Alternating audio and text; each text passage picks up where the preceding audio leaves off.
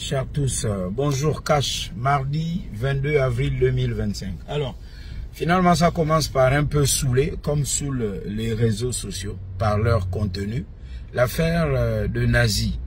Alors, c'est vrai hein, que quand vous êtes dans une salle de classe, vous avez le même enseignant. Vous écoutez les mêmes explications, à la même heure, dans le même bâtiment, dans la même salle de classe. Mais vous n'avez pas tous la moyenne, vous ne comprenez pas tous la leçon de la même façon. C'est dans la vie, c'est comme ça. Sinon, tout le monde aurait la moyenne. Donc, moi, je n'ai pas dit que Nazi a raison, je suis son avocat. Je démontre simplement l'hypocrisie des uns et des autres. Et j'ai dit que nous devons défendre les valeurs, pas les hommes.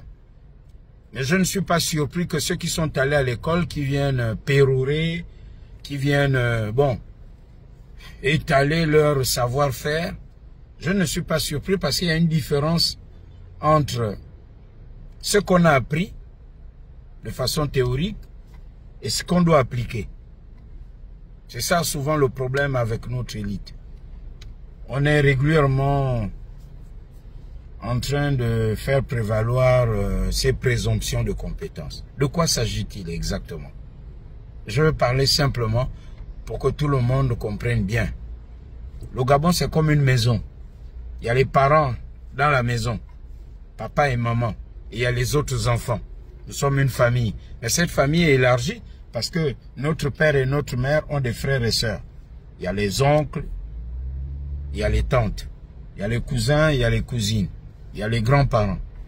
Maintenant, vous êtes un enfant qui insulte copieusement, qui savonne copieusement papa et maman.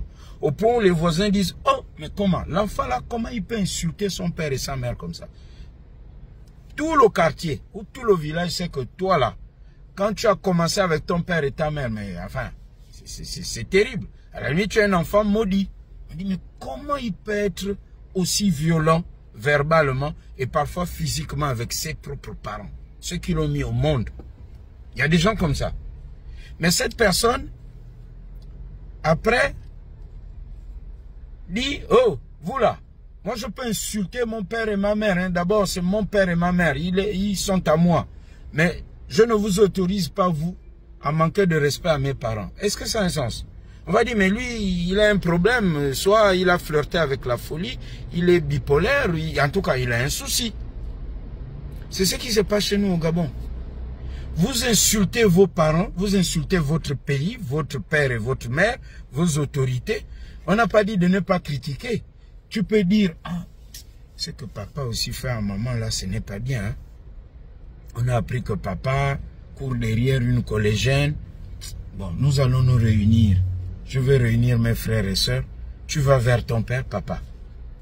Nous, tes enfants, voulons te parler. Est-ce que tu peux nous accorder du temps? Réunion de famille, papa, maman reste maman. C'est vrai, maman a un certain âge. Nous comprenons que peut-être tu es devenu amoureux.